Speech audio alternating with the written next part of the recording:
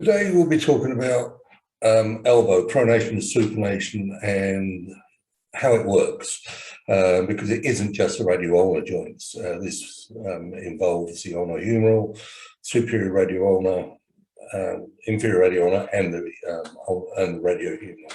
So we'll be looking at that, and then we'll look to see how quadrant testing fits in with the loss of supination or pronation.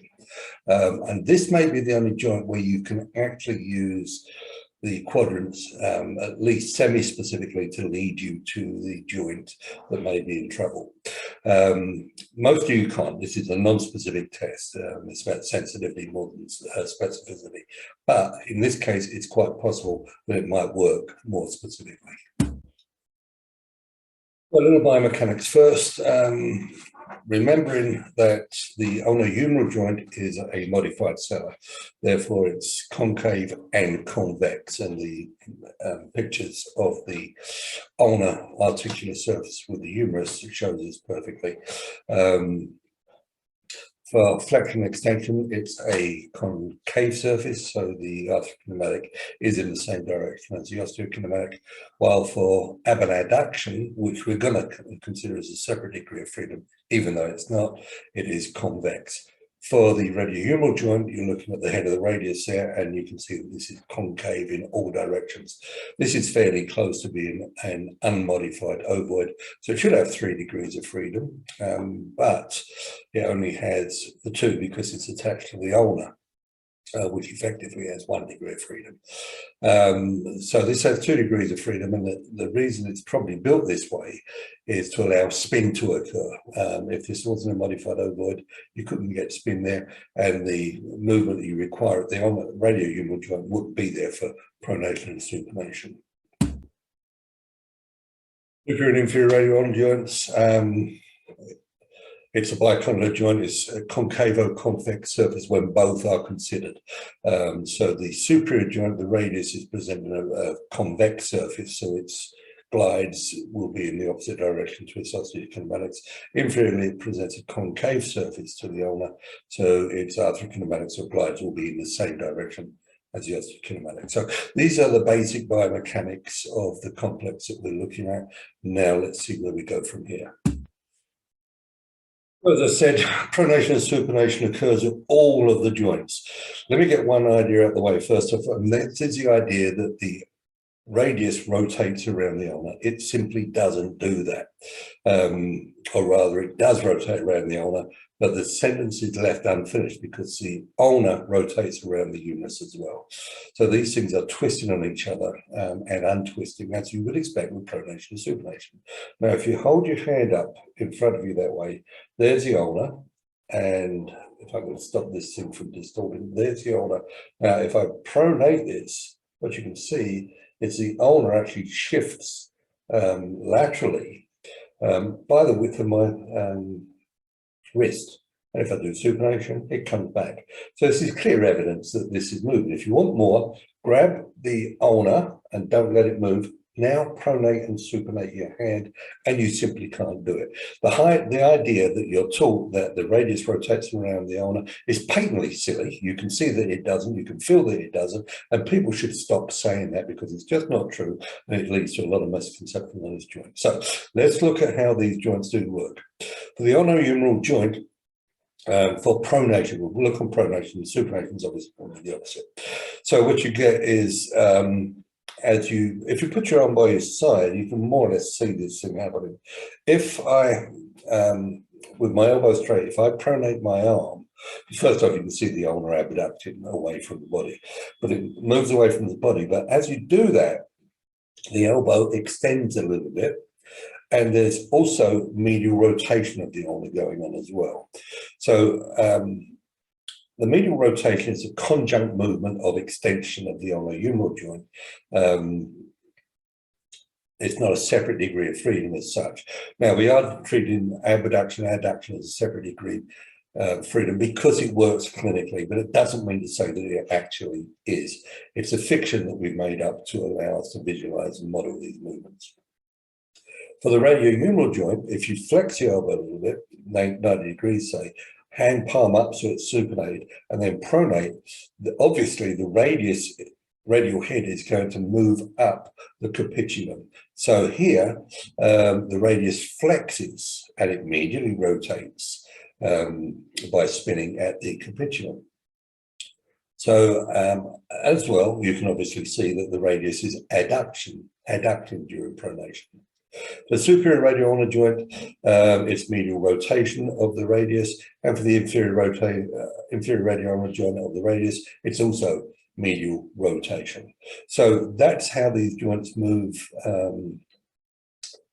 during pronation. They all are involved. If any of them are not doing what they're supposed to be doing, then pronation is going to be abnormal. And if they're not doing it enough, then it's going to be hypomobile. Now your joint is to find out which of these joints in this complex is the hypomobile one. Now, obviously, what you can do is go in and test each one, and it's probably not the worst idea in the world, especially when you're learning technique. But later on, where you want to be looking at this for an etiology, you're going to want a quicker way of doing this so that you're not held up by examining whole bunches of joints that simply don't need examining. So what we have are the quadrants to do this. Now, first off, I've been asked this question a couple of times. Do you do these under compression or do you do them out of compression? Now, it depends on what you're doing. Some of these joints you simply can't compress. If you try and compress the shoulder when you're doing the quadrants, basically you're not going to do compression. You can't do it in the abduction quadrant and do them in the adduction quadrant. All you can do is a posterior shear on this.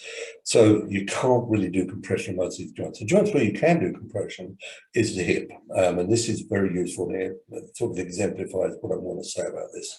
So if you do the quadrants of the hip under compression, this is much easier to do this with the flexion quadrants than it is with the extension. But if you can do this, then under compression, it will sensitize the test for pain. You're more likely to pick up pain responses under compression than you are if you don't compress it. On the other hand, if you don't compress it, the ovoid of motion will be more distinct and you'll be able to recognize whether it's abnormal or normal when you do it under compression. So whether you do it under compression or not depends on what you're doing the test for. Are you looking for a pain response or are you looking at the ovoid? Your choice. So let me explain the diagrams. We've got the 4 quadrants. Obviously, it's called a quadrant. So, I know, granted, the shoulder sort of destroys that idea, but never mind. Imagine you're looking straight down on your arm. The arm's outstretched in front of you. Let's see if I can do it. The arm's outstretched in front of you, and you can do it in neutral, but let's say you've got it in supination, doesn't really matter. Now, what you're going to do is you will flex it and pronate it, extend it and pronate it, extend it and supinate it, flex it and supinate it. So there are your quadrants.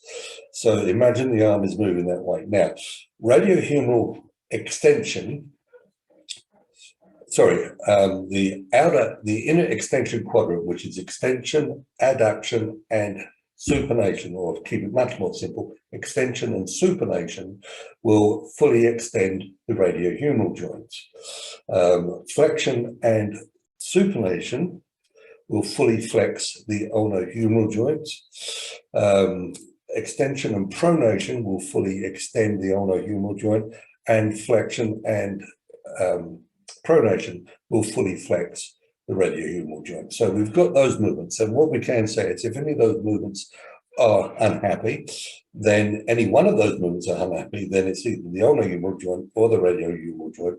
And that's it. It really can't be the superior and inferior radioulnar joints because they're going to limit pronation. It won't matter whether you're doing this in flexion or extension.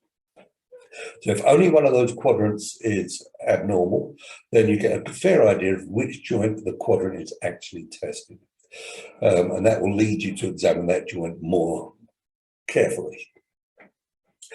If, on the other hand, 2 movements are restricted, so let's say that I can't pronate this. If I can't pronate, then I won't be able to extend and pronate, and I won't be able to flex and pronate.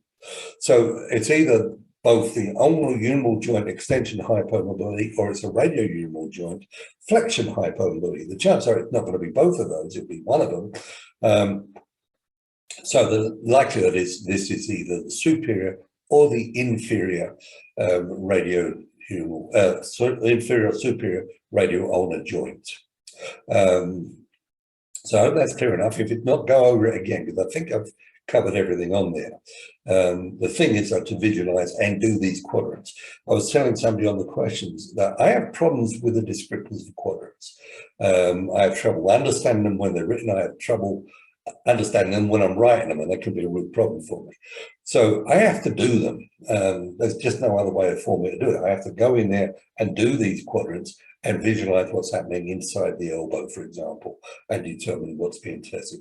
Now, the other joints, this doesn't happen. You don't have this degree of specificity these quadrant tests give here.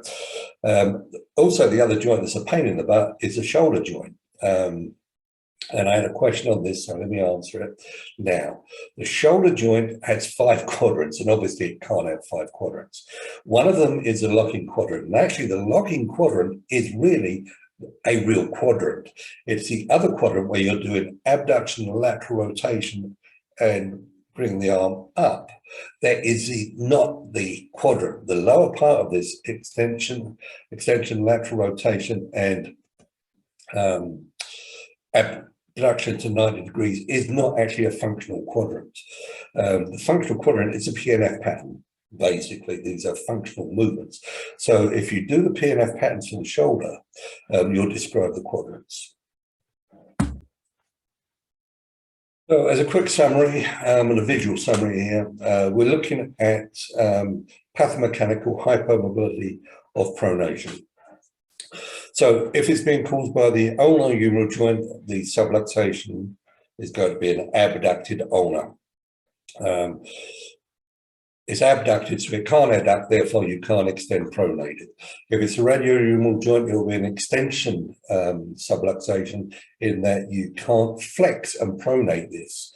If it's a supination subluxation, then it's going to be sorry, if it's a superior radioulnar joint or the inferior radioulnar joint, these are going to be supination subluxations.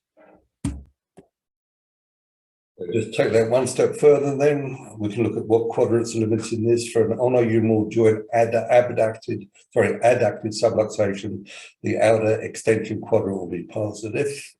You won't be able to get into that position. If it's the radiohumeral joint with an extension subluxation, you won't be again in the inner flexion quadrant.